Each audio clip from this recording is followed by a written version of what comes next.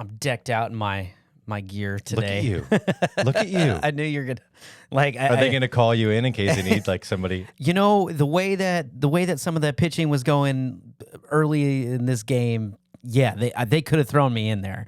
Absolutely, All right, slugger. absolutely. So yeah, I am decked out for all of our listeners. I am wearing my Astros gear. It is World Series time for our hometown Houston Astros. So, but we do have a little bit to unpack. So, which is not baseball related. So I think we need to get right into it. Welcome to the podcast Neighbors Don't Knock, the show where two neighbors drop by for conversations that are fun, relevant, and downright hilarious. Join them and special guests in their mission to talk about anything and everything and laugh about it no matter what. Now, here's your hosts, Brian Chambers and Philip Goffrey. Yeah. Anyway, so yeah, I'm gonna get into one of these games. One of these days, they're gonna throw me in. Dusty, put me in, coach. I was going to keep on wiggling as if like Sandlot over here has a chance of ever getting into any professional sporting arena of any kind other than as a spectator. But I root for you, buddy. I do. Hey, that's all right. It's kind of my tradition to wear my old school Craig Biggio. I think that's jersey, cool. So, but I got the new orange on under there and stuff like that. But anyway, yeah. So I'm happy to be here. Happy to have new neighbors tuning in far and wide. Hello, new neighbors. What's up, Thank you for not knocking. loyal neighbors, and welcome and help. And thank you for helping us expand the neighborhood. You have tuned into New Neighbors Don't Knock. Mm-hmm. And if you're a Phillies fan, you can go ahead and just tune out right now.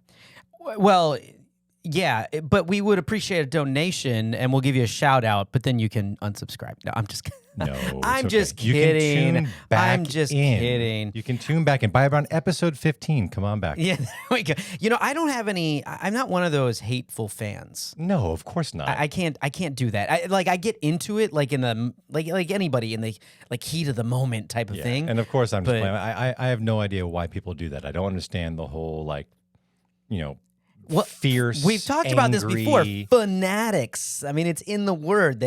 Fans are just. But you can be crazy. a fanatic without being like a total jerk about other people being fanatic Phil, about their team, right? You absolutely could, and you should. You can still paint your face, I'm thinking of you, Armin.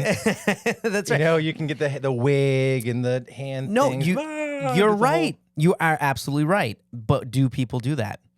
It's like they could follow the rules of the road when driving, but will they? I don't know because I don't know anything about sports. So it's a little bit difficult for me. You can educate me on this. Well, there is... Okay, because we do have some topics to get into, but we're going to sidetrack for just a second because it's going to segue right into one of our first segment. I think that there is a line that you have to be comfortable with crossing. There was a story the other day that I believe it was a Phillies fan at their home stadium put Astros baseball cards in the urinals. Like for people to go into the urinals, and come on now, as an organization for the Phillies, yeah, that's a no.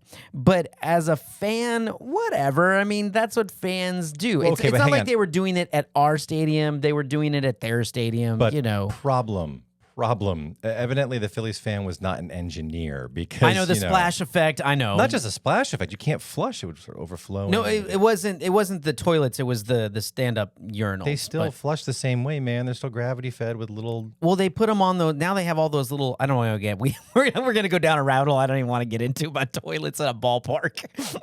Look, it's the Astros lineup on top of the pea patties. Exactly. All right.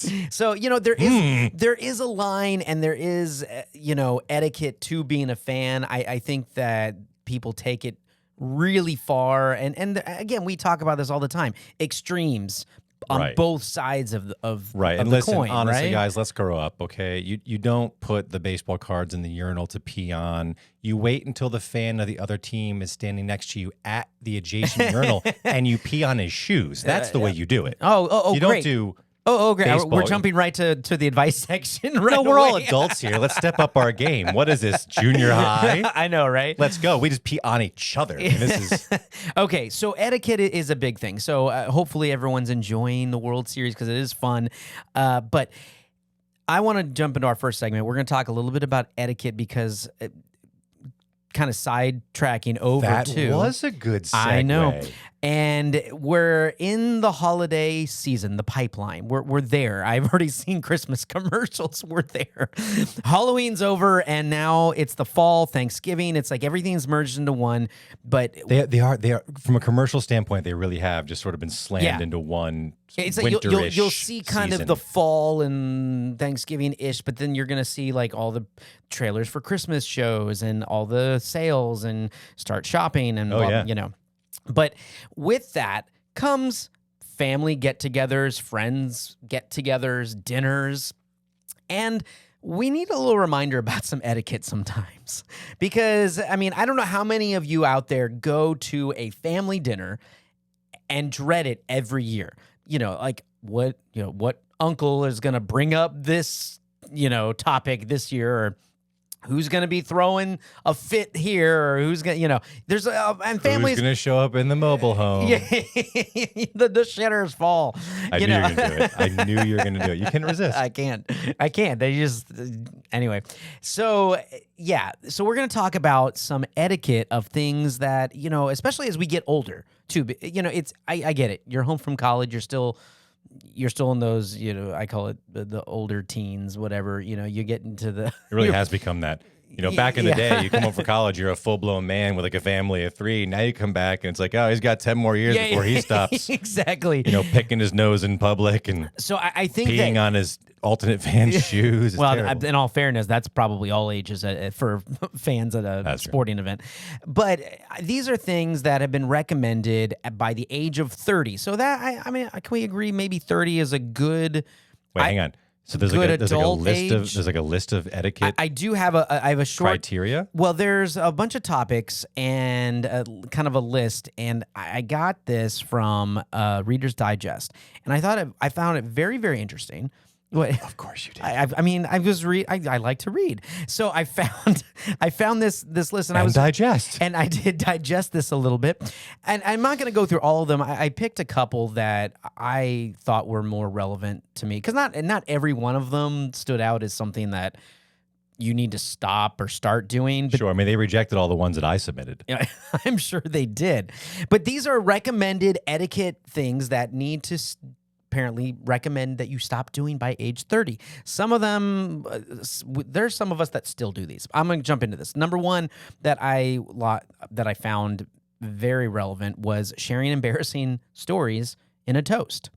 When you get to a certain age, there's always wanting to be funny, right? Everyone wants to be funny with a toast. It's you're going to go either really, really serious, right, and try to make everyone cry, or that it's like I love you. I couldn't, do it without you. That's always me. Okay, I'm always, but then I start crying and I can't get through it. I'm like, okay, so there's that extreme, and then there's the other extreme, really, where it's just like, well, I'm going to try to be hilarious, right. And it goes too far, and you always bring up these ridiculously embarrassing stories. And honestly, at a certain point, I mean, and again, these are more like guidelines than do's and don'ts. But I agree with this one because I think we can get carried away as we get older, telling, who cares? So are you picturing... Like if my brother were to tell a story when I was, in college...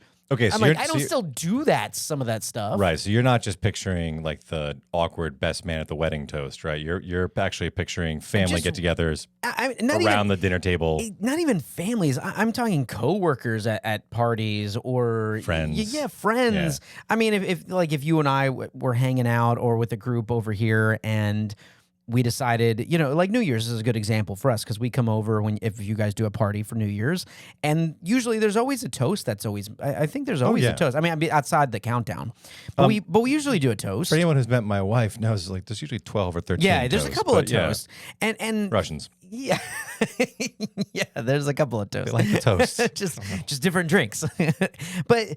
And I get it. The more you drink, some of the toasts are a little more ridiculous. No one's going to remember those. But when you get to a toast when it's like the first one of the night or the early part of the evening. Let me tell you about the time Brian pissed himself in the airport. Exactly. Yeah. It was hilarious. Everybody was staring and pointing. It's like, Phil Connors? No, Ned? just knock that off, right? Make a nice toast. If it's something funny, haha, that everyone gets, and sure, whatever. But I think it's just something we need to. That's sort of an pay art, attention. though. Pay attention. So to. I'm with you on that. I'm with you. I like that point. I like that you picked that one, and I do think that by the time you're around 30 years old, you do need to be able to draw the line. But I do think that there's a matured art to what stories actually still can really entertain a crowd and not be like mortifying for the person you're talking about, and then which are just like crass and childish. And so you're saying you're going to teach a class? No, I'm saying that maybe we should go back and filter through some of our past episodes because you're making me feel a little subconscious. You have to have a prerequisite before you can make a toast. Let's see, episode 313, that's out. Season 2, oh boy. You just have everyone fill out a little survey before they show up at the party. Be like, oh, well, I hope you didn't plan on making a toast because you don't qualify. Actually, for anyone but that have comes, a good time. For anyone that comes through my front door, I should probably just hand out a survey of things that they're allowed to talk about me, right? Yeah, anything from 18 to 25 is off limits. That is. So, but I agree with you. I think there is an art form to it, and I think that everyone thinks that they're funny when they're drinking. I like that. Or toast. I think everyone thinks that they're hilarious. I like that. And before you go on to the next one, I would like to say if any of you listening and or watching have a really good story that you'd like to share about somebody doing that, making a really awkward toast or telling a really awkward story, curious. I'd love that. I'd be curious to hear. The cringier, the better. You see, yeah, I did cringe in a sense. You did. Leave a comment below. Or comment in below in the video, or throw us an email. Looking for total cringe factor. Yeah. That's the one. Okay, so another one, using emojis in a work email. Oh, yeah. No, really? Who does that? Lots of people.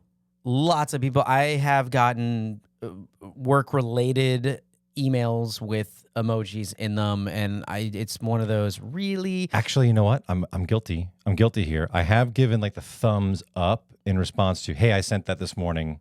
Oh, great! Thank you. Thumbs up. Oh, okay. So I have done that. I've never done that. Like, but I've never done like not the a exploding text. Head or the not a text, an guy. email, because these days emails are basically memos and official documents these days that you send out. I mean, that's how it is. I mean, if Twitter can be official media release, right? Statements. Yeah. I mean, I think you just need to be aware of who your audience is, and if you work at Google or a tech place, finding an emoji in an email probably not a big deal. But you're at a law firm. You're the head of HR. You're sending that deposition into your boss, and you're like. You're like the head of HR at Chambers and Goffrey Lawyer Inc.LLC.com, whatever. And like you send an email off, we're sorry, we had to lay off 50% of the staff today. Crying face emoji. Like the bawling. But don't worry, we're going to bounce back. Yeah. Wink. The laughing on the side face, Yeah. Sure we will. You could be next. JK. The good news is in People versus Texas, we won the cowboy hat. Yeah, this is not good, right? man. Yeah. So anyway, be aware of your audience. So that was another one. I think that's pretty good. That's pretty good advice. Now this one, so this one was a little bit very old school. I've never actually done this one, but I thought it was interesting. Kissing a woman's hand as a greeting. Oh. There's the cringe I was looking for right there. And the reason, and at first I was like, well, that's kind of nice and sweet. Why would they but then the more I thought about it, when you walk up to a woman's hand and it comes off creepy. Oh, especially post-pandemic. That's like, oh, well, exactly. That's the other thing. I mean, another glass of champagne. That's just, oh. Well, because I'm now thinking, I'm like, oh, that used to be a thing. Mademoiselle, mwah, and you kiss. Oh, you're beautiful. Oh, it's good to see you. Yeah, it used to be a thing? Dowries. I think we can move on from this a little bit. I didn't know that people hello, still did that. I mean, people do the cheek thing, you know, the mwah, mwah on the on the side of the cheek. I've seen that. Yeah, whatever, Frenchie. So anyway, but yeah, it to me, I can seems creepy if I saw that. I'm Cringy. sure some people could pull it off. I know I couldn't. So anyway, okay. So this was the other one, kind of going back a little bit with the toast thing. Drinking to your own toast. That's something you need to stop doing. Oh, that's gray line here. Gray line.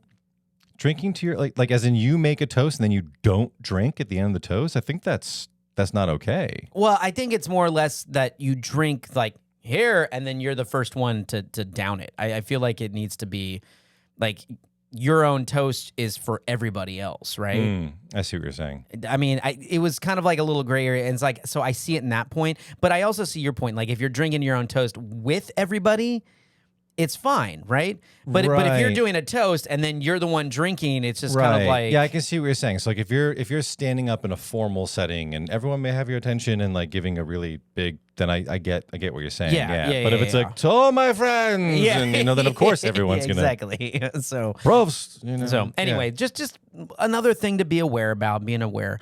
Okay, and so these are suggested etiquette things. Okay, I only have 2 more, and they are biggies for me. Ooh. Okay, so using speakerphone in public places. I can't stand that. Stop it. Please. Honestly. Absolutely stop it. I don't care who you are, what you're doing. I don't care if you're the president of the United States. Do not use your Don't do it. Right. Are you about to? I'm going to give the visual to our audience because maybe we can explain this, right? I was like, don't you do it. If you're walking around talking at your phone like this on a conversation, you're doing it wrong. Please stop doing that. Please. Yeah. I see people walking in the park or even jogging doing this. They're like, oh my gosh. So anyway, like you hear them screaming first in of all, the thing. yeah. Also, if you're working out or doing something active and you're going, It's weird. it's like coming back and forth. You know, Don't ever do that ever again, by the way. That made me really uncomfortable. I'm just throwing that out there. I saw where that was going. You know, but the other thing is, no one else wants to hear your conversation. I know that we all think that our conversation is the most important thing. No one else, you're in an airport, on a bus, at a restaurant, no one cares what is going on. Yeah, and I'm not saying that your conversation isn't important to you or isn't so, unless there's a world-ending, something's happening, the end of the world is coming, and you're the only one that has the answer. That is the only time that anyone is going to care what conversation you are having. Moscow in flames, missiles heading towards New York, film at 11. It just drives me crazy. I agree. I'm going a little overboard with it, but it just drives me nuts. It's a big pet peeve of mine, so I'm happy that you are. And I'll also just, while we're on the topic, equally as important as we don't want to hear your conversation, the person on the other end of your conversation probably doesn't want us hearing it either. Yeah, and you know what? Because no one ever asked permission, right? I've also been tempted to do this when I see people doing that. Slap the phone out of their hands as hard as you can and run. Not quite. Not quite, although I might want to do that now. Motherfucker. Yeah. No, I actually have always wanted to walk up to somebody and just join in. Or the second that they get off the phone, walk up to them and just start talking to them about the conversation they just had. That'd be really funny.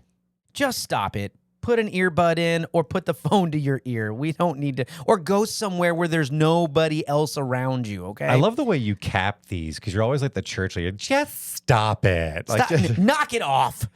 All right. It's really funny. So, all right, the next one is also along those lines, and it is another huge one, and I already know this was going to bug you. Texting during a movie. And I'm going to amend that a little bit. It's not just a movie. Texting during any type of entertainment performance where the lights are not on. Yeah, it's really terrible. It's like, why? And that's not an adult kid thing. That's just everyone. It's really bad. Yeah, theaters. Oh, it drives me nuts. Movie, like performance theaters, for stage and concerts and, okay, rock concerts, no one cares. All right, you can do whatever you want because there's so much going on. You're at the opera or the symphony, put your phone away. You're sitting there watching a movie. I don't need to, you can't, 2 hours? You can't go without 2 hours of having your phone turned off? Don't. Walk out of the theater, man. and I have had, we've talked about this a little bit in one of the past episodes this season when I had come back from my Disney trip. I had to tell somebody in one of the performances, the president's performance at Disney World, to stop texting right in front of us. Just, It's horrible. I mean, I'm just. Was it making the clicking sounds too? No. Oh no. Oh It's a no. little fake keyboard. I would have gone Kool-Aid man on them if I would have, oh no. I would have like stood up and be like Macho Man Randy Savage. Oh, there you go. Yeah. It's like Slam Jam. Crack your phone. All right. I had one honorable mention, and this I had because it had to do with the phone, and it was setting your phone on the table at a dinner. And I think that, I understand, but it sends the wrong message. You're getting notifications about stuff. Put your phone in your pocket. I'm with you on this, but I do have a caveat. Okay. So I'm completely with you. It definitely sends the message of you're not all that important. I'm interested in my phone or there's rings. something else that I need to. Sure. Yeah. It's also kind of gross because cell phones are like the filthiest thing next to dollar bills in That's your true. pocket. They touch everything. Right. So putting them on dinner tables, it's kind of cringy. But I will say that sometimes, especially as phones have gotten bigger and bigger, if you don't have a sport coat or like a breast pocket, right, and you sit down at a table, sometimes the phone can't remain in your pants pockets, especially for men. No, I mean, I understand Like that. it slides out, it'll shatter on the ground, right? I understand that, but there's a very simple solution for that, okay? And that is, well, there's two, actually. If you have a significant other or someone you're with that, can have your phone, give it to them. Or if you do have to, place it face down on the table. I guess it's better. Most people I talked about this say that's no better, but I think that is a little better. If you have to, and Right. then on yours, I was like, if you have to, and even if not, if that's the case, then put a napkin over it or something, or just something, just so that they know that it's not that you're not interested in your phone. And I've been guilty of this in very casual settings, but at a dinner setting or somewhere where you're out, no one wants to see notifications popping up. It's a little no one rough. needs to know the new TikTok video that's hitting, that's going viral, that's popping up on your phone. It's true. So This is one of the many reasons why I like to wear sport coats. Actually, when I go out at evenings and dinners and things like that, Yeah. it's like a man purse with sleeves, right? Because it's got those inner pockets. And I'm being dead serious. I Yeah. love it because I can slip my phone in there. It doesn't have to be, and don't be scared of a Visible. man purse. Don't be scared of a man purse. especially one with sleeves. Okay, so before we get into our next segment with the dinner talk, okay, so those were some etiquette things that were recommended, okay? Now, there was also, as we started this segment talking about toasts and stories and things like that, well, a lot of you go out, see friends and family over the holidays, have lots of parties, dinners, meals. I mean, Thanksgiving's a big one. There are also topics that you should avoid as well, which borderline with etiquette, and just honestly, just being aware of not bringing certain things up that will probably help the time that you will have with those people at the dinner. I would recommend not bringing these topics up. And I only have a few. And according to bustle.com, they had a laundry list of different topics, and I scoured all around, and they had several that I was looking at, but I agree with this. And some of these don't relate personally to us, but just in general, maybe to our listeners. Are you single?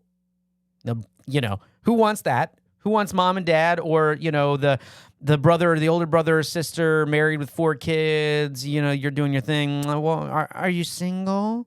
Who wants to show up at a party and like, oh, are you single? It's like, That's awesome. Yeah, really? Why? that's the question that comes next, because that's exactly what happens. Are you Is it single? recent? Why? Yeah, what's wrong with you?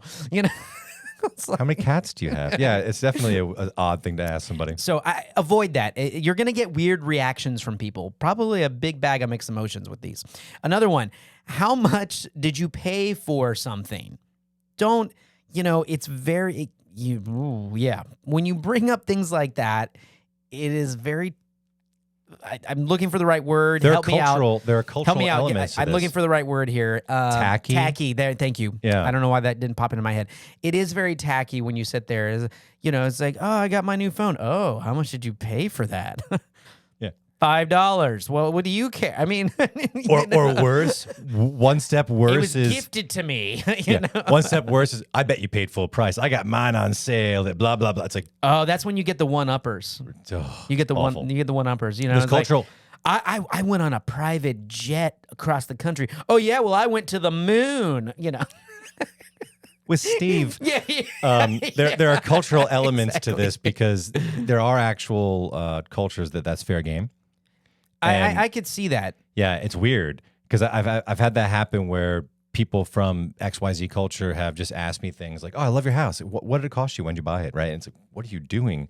And it was explained to me later by that's- somebody okay. else from that culture. Like, that's just what we did. That's fine. Cultural differences aside. Still not fine. If you're in Rome, be in Rome, guys. No. Learn the customs. You don't. Well, that's what I'm saying. So if you're here, that is not something that No, people someone say. needs to tell you. Exactly. Listen, pal. And don't be offended if someone says that. It's like if you go to another place or visiting somebody else and someone tells this is not, we don't do that. You wouldn't continue to do it. Yeah, and I'm sorry, we don't take our shoes off at the table and place them on the plates. That's just not what we do. Oh, I'm sorry. Here, and then take your socks off. I mean, I put a Philip Goffrey spin on this. A little like, what was the subsection, like little A, right? If you walk into somebody's house and something happened, like they painted a room. I feel like this right? is a redneck joke. No, right now. just probably not a good idea. Like, oh, I love this color. Did you paint it yourself? Because if they did, they know that you're saying it looks like shit. And if they didn't, you're saying that they overpaid. Right? So, it's like, oh, you should get your money back. yeah, did you paint that yourself? Okay. Nice dress. Did you make that? little weird. Okay, so another one in a line with this is how can you afford that? Ooh, that's for the jugular. I know. It's just wow, nice car. How'd you pull that off? Yeah, Ouch. exactly. It's like, wait, aren't you an actor? How'd I do it? I'm in debt up to my eyeballs. So just avoid that. I mean, finances are touchy for a lot of people, and those that are comfortable in their finances, I'm sure don't have issues talking about it, but it becomes a very sensitive subject. I mean, I know couples that don't even talk about finances. And that's not healthy. Until you might want to seek counseling if you're a couple. Until they have to, right? Okay, fair enough. It's like not an everyday occurrence. I think it's like, I think what's going on with our bank account? I don't want to talk about it. It's a little. The power's out. We'll talk about it next week. Get the candles. Okay. One more is well, actually two more. When are you going to get a real job? Ooh, thanks, Dad. That's Ouch. that. Yeah, and honestly, that's a self. I like that you said that because that's a self check to a lot of parents, or I say parents or older siblings that are used to just having their life together. Not always your older sibling has their life together, but it tends to be the older one that are they're being protective, and it can be like, concerned for you or what you're doing with life, and I understand that from a parent point of view, but wow, does that make someone just want to shut down right away? Neighbors Don't Knock is produced by C&G Communications. C&G specializes in small batch voiceover and video production for commercial media, podcasting, radio, and more. Combining years of experience in podcasting, acting, and sales, C&G offers big media products at small business prices. That's right. To learn more, visit their Facebook page or email them directly at admin@cngcommunications.com. Now, the interesting thing about asking the question, when are you going to get a real job, these days is a little different than 10, 20 years ago. Right. There's like professional video game players, Exactly. and vloggers, and there's so many online options and podcasters. Where, right. It's like, what? Working from home and different ways of having income that some people don't like. There's people that I have some friends that I've talked to, and I don't understand what they do. I just know they have a lot of free time, you know? But I'm just saying, like, Do you understand what I do? I'm not sure. I don't know. I don't really understand Right? what you do. You've showed me though, but This is true. But so I can see what you do. There's sometimes I don't see what some people that I know them doing anything, but then they talk about, oh man, I had this crazy day. I'm like, you were at the coffee shop like 3 times today, ran into you. I mean, Yeah, you live at Starbucks. What are you? I get that you're looking at a screen, but So anyway, so I think that's just that one has changed slight a bit. So I don't think that question typically comes up. I think when it does come up now at dinner conversations, it's more or less out of curiosity versus a negative connotation. You know what I mean? yeah, I've got to be honest. I actually have a lot of negative connotation with the very question of like, so what do you do? It always bothers me.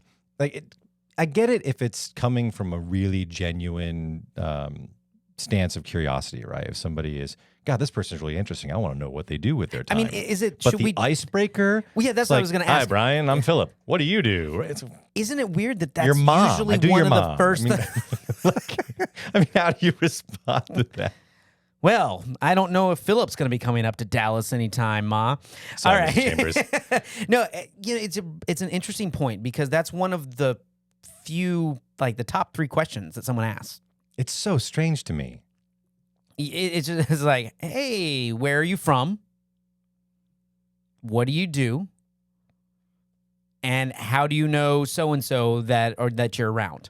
I was recently. I mean, those are typically like in a setting where you're meeting people. Those are typically what you ask. I was recently on a very short vacation, like a little long weekend with my wife, and we met this lovely couple. They were super friendly. We had a great time chatting with them. And at the very end, the last day that we were there, he actually asked me what I do. And I knew in that point, wow, this guy's being sincere because we had every opportunity for that to be the question. It wasn't the first thing that he right. asked. Got it. Days later. Got it. Multiple conversations later.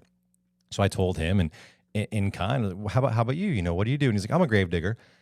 And he was dead serious. Oh, right? wow. Yeah. Okay. So we talked about that briefly, which is you just don't get that answer often. And you could tell that every time he It's an says interesting occupation. You don't hear that very no, often. and you You're can right. tell every time he says he's very tickled by waiting for your response, right? Because no, seriously, what do you do? He's like, no, I'm a gravedigger. That's what I do. But something like that is when you know that it generates different responses like that. I feel like that's a little different. I would have to so say. much fun with it if it were the first question and I were in his shoes. Yeah. So, Bob, what do you do? It's like, dig graves. Yeah. And I think I need to add one more to the list. How's your cholesterol? What's always interesting is when people that get together with a lot of, even if they don't know everyone there, but a lot of people in their industry, you take away one of those questions, but then you always have the person, so what do you do? The same thing you do. That's true. I mean, You're at like a convention there's always for usually dentists, like one. right? You're in the dental convention. So, Steve, what do you do? It's Yeah. Yeah. You enjoy that drink. I'm going to go over here. It's like, you just know instantly, you're like, we're not going to talk. Yeah. So, okay. I'm a serial killer that goes to conventions. Why? All right. The last one that I will say that I recommend, do not bring this up at a dinner party, is who did you vote for? Ooh.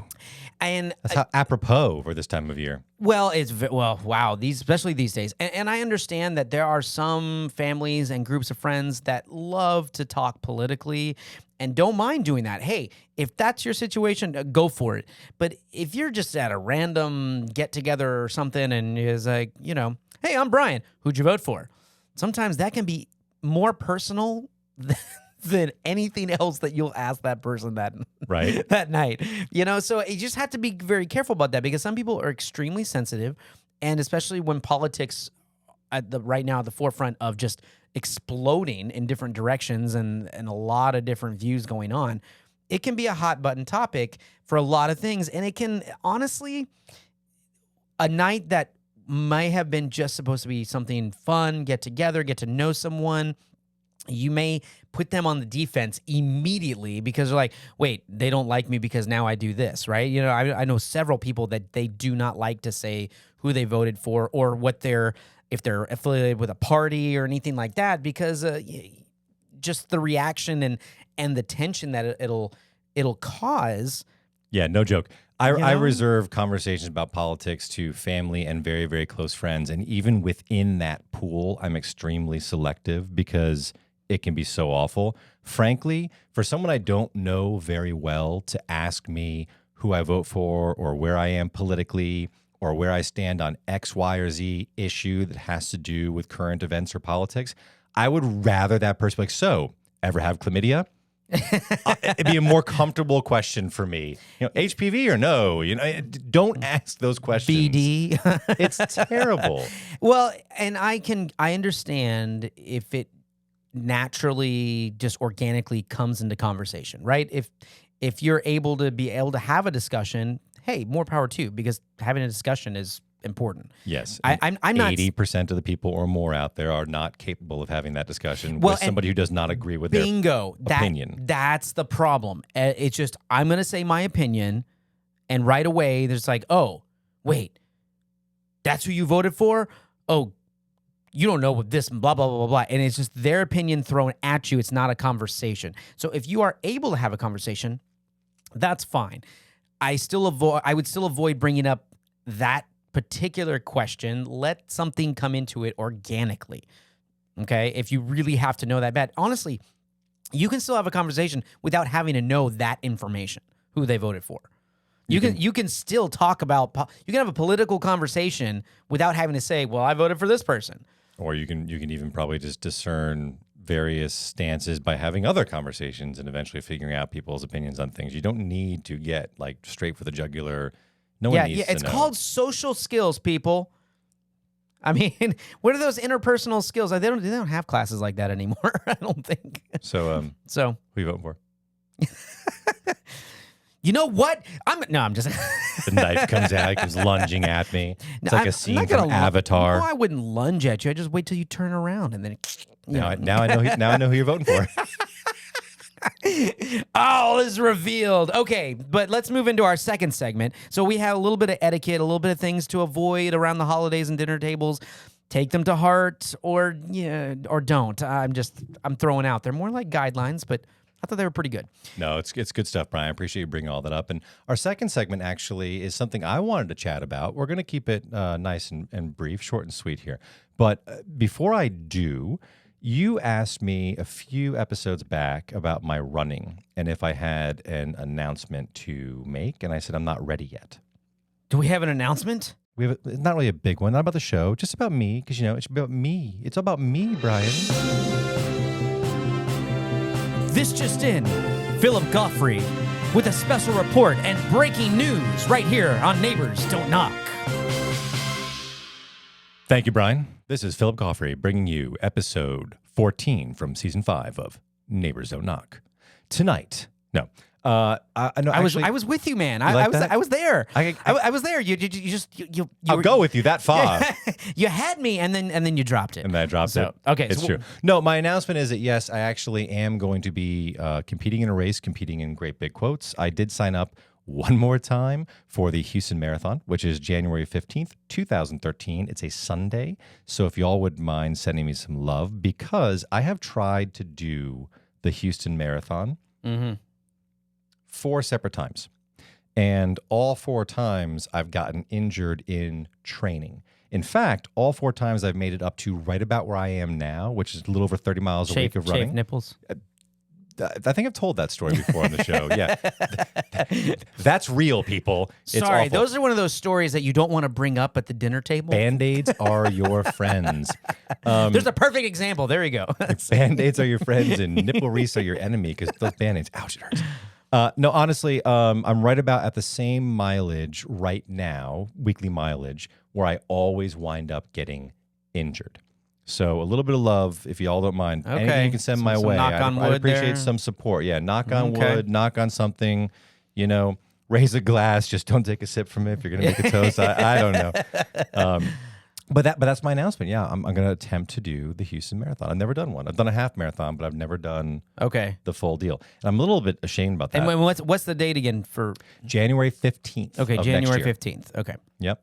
It'll be a Sunday. I actually, my wife and I love the marathon only because I think it's mile 23 that goes right in front of our apartment. So we actually go down, and it's kind of like that last leg, and we love actually going out and cheering everyone on because the last 3 to 4 miles to go, it's just where it can almost and everyone's just dying. And they just really kind of just see them. Some people super defeated, and it's always good to give encouragement. So. Yeah, I mean, I have hit the wall before on my shorter runs, and when I was doing the training for the half marathon, and man, that's a real deal. I can't imagine what the wall feels like for the full race, or ultra runners out there that do 100-mile plus races. I don't know how you all pull that off. It's absolutely amazing. But yeah, I think that most people by mile 23 have already experienced that wall if they're going to.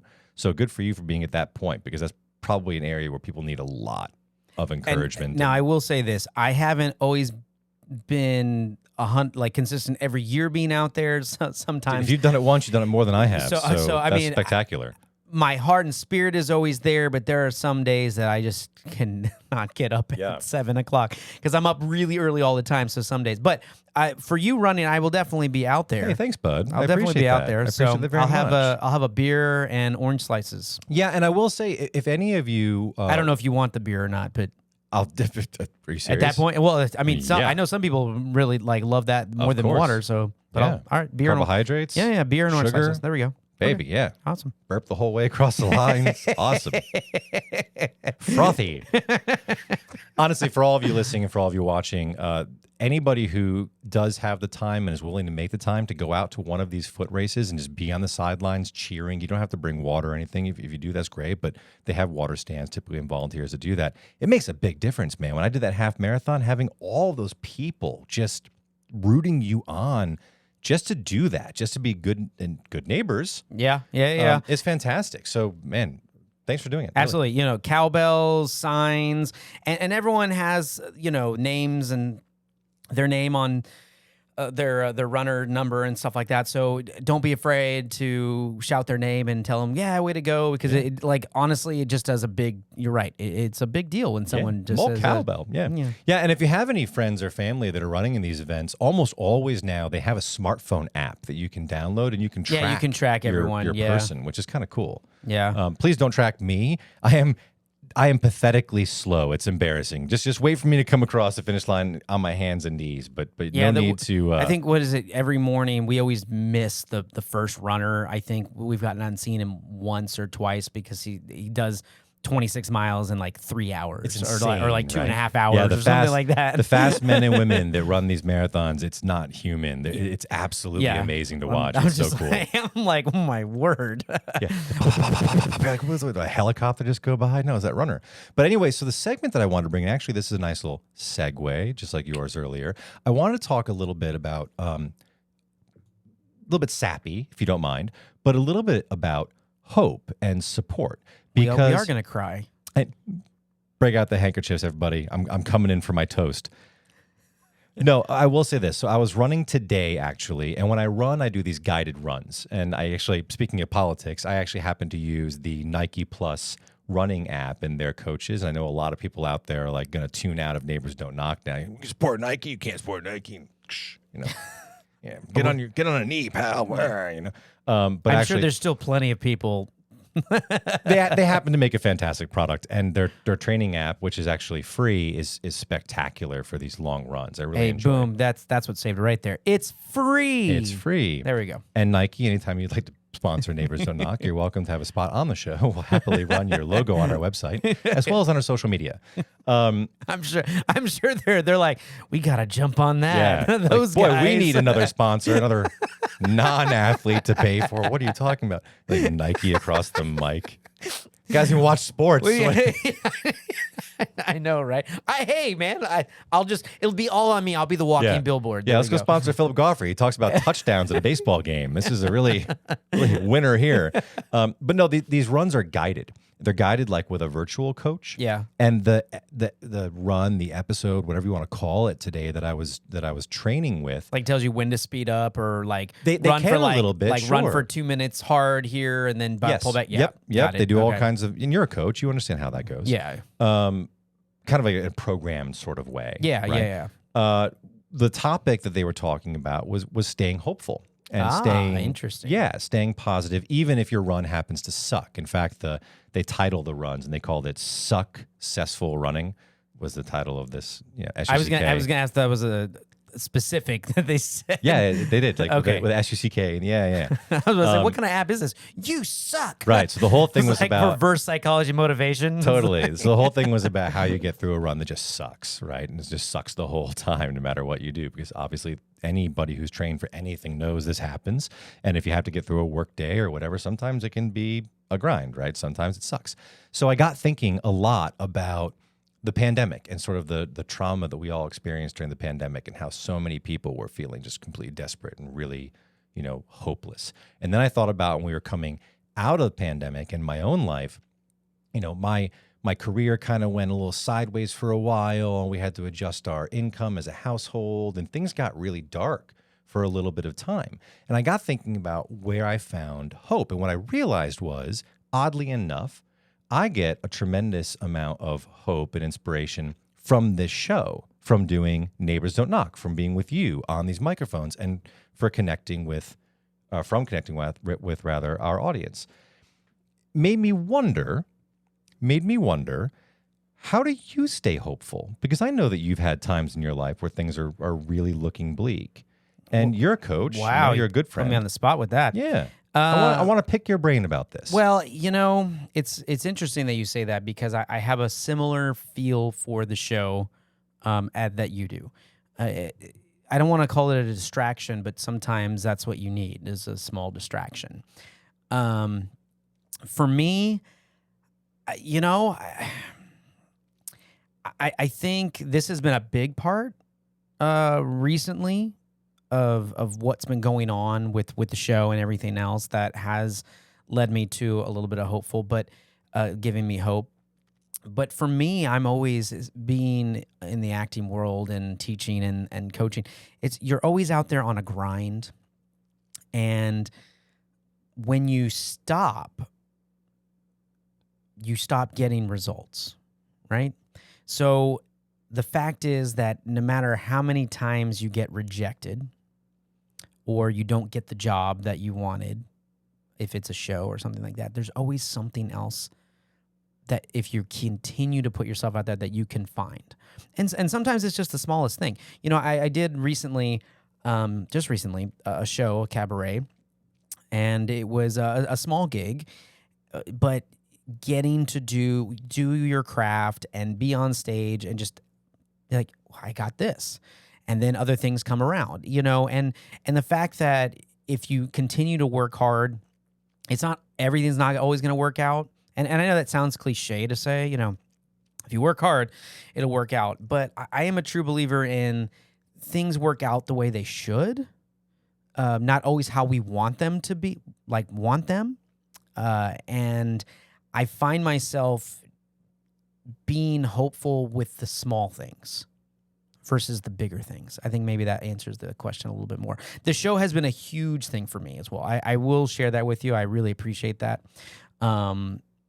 But yeah, I think it's the small victories, whether it's at home, with my wife and something like a good night or something, whether it be a movie or an outing or, it doesn't have to be, we went on a trip, which was a huge thing, but the things had to shift when we got back and, we're back to the grind with everything, but, you get a gig and then, I got a call back or this is going on, or, you don't know how this year is going to turn out, but you take a breath and you take some of the smaller victories. Doesn't mean you stop, you don't continue to look ahead or aim for larger or bigger things, but you appreciate those smaller victories that kind of help to get you here. Does that make sense? It does, actually. Because I think that if all of a sudden we're just completely looking at the big picture all the time, it's very easy to see a lot of flawed things or a lot of stress and problems that we have to take care of or that will affect us in different ways. But if you just step back just a little bit and take a breath and, look, well, this went well today. Okay? I'm going to continue to make that work. And you'll find something. But you also have to be willing to put yourself out there. You have to be willing to work on yourself. And it's not easy. I've found many times that I have felt defeated in a lot of cases, in a lot of instances, and it's very, very hard. Yeah. And like you were saying, things like this, if you have something, I used to retreat to playing music, and I still go on bike rides. I have my dog. We'll go on a walk or something. But this has been really nice and therapeutic for me, just as much fun as it is. Yeah, for me too. I appreciate you saying that, and I knew you'd have a great perspective on it because being an actor, you've had to deal with so many of those smaller moments of fuck, I worked my ass off for that part. I didn't get it right, that audition. Or you just feel like you were better and you just, got passed up. Or it was, or then this, not just in acting, but you look into somebody that gets something that, let's not say they necessarily deserved it, but they got it because of the position they were in or the connection they had. Sure. You know what I mean? I mean, and you're sitting here going, well, I deserve that more than they do, but I didn't end up with it. And then you sit there beating yourself up about it. I mean, we could, and you can sit there kicking yourself about it, but that's not going to do you any good at that point. Yeah, and I really appreciate that. It's interesting you bring up your wife and the trips and things like that, but then you also talk about the small things, because one of the things that I found was, I'm deeply fortunate. I have a beautiful wife. I've got a beautiful young girl that I'm raising, my daughter, right? She'll be 10 this year. It's incredible. So many people can't say that. But sometimes living for everyone else in your life isn't enough to sustain that hopefulness, right? To sustain that ability to celebrate and to celebrate life, especially when things are going really wrong. It can be health, it can be careers, it can be that, I lost 2 friends during the pandemic. That was so hard, right? To not be able to truly honor them, during such a difficult time because of all the distancing and all of that. But one of them was suicide. And it's like, how do you process that, right?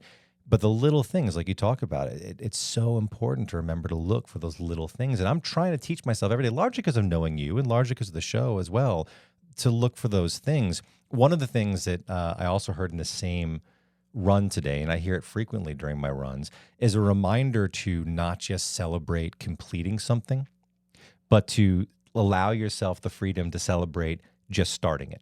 Absolutely. That's hard to do, but like showing such up. Good advice. Yeah. Showing up, right? Yeah.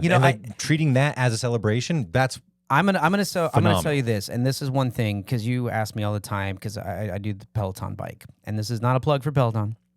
But it could be. But it could be. It could be. No, but there's one thing when there's a lot of those instructors, and I know they're virtual, but when you get into the class and you start, they're like, give yourself a pat on the back for being there today, just by saying yes and getting on and doing it. No matter what happens, and like little things, like sometimes we just need to hear things like that remind us. So like, yeah, like I made the effort today, and it's like, man, that makes you feel good. Like you say, it's not like I just completed, but yeah, I made that effort. Yeah, it's a big deal, so man. It really is. And I never thought about it like that. And until you hear things like that. Neither had I. Doesn't cross my mind. But it makes a lot of sense. And for me, it brings a lot of parts of my life together in a way that, oh yeah, like that was really amazing. A few years back, I invited a friend to come watch my father race cars. And they show up. It was at MSR Houston. A little shout out to Carlos and your father.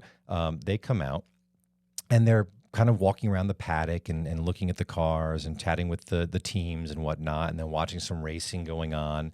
And I overheard the father pull my friend aside, his dad, who's older, at that time he was, I think, late 70s.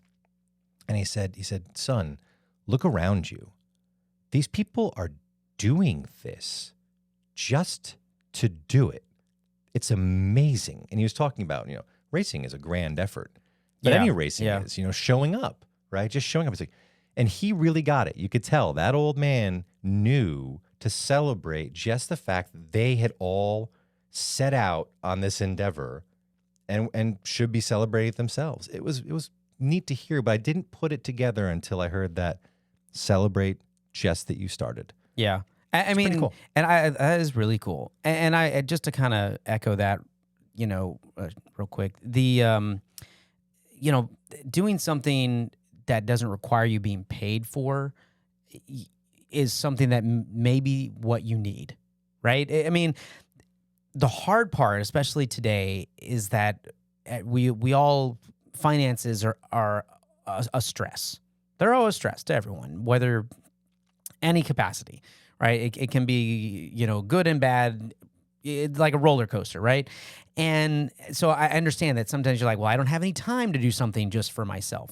But taking time, whether it's volunteering or literally just going for a walk or putting on about 30 minutes and having a nap or listening to music. I mean, it's super important, but there are other, if you do have time, volunteering or getting involved with a new, group or program, and we talked about this on episodes prior back as adults, an episode of how to make friends as you get older.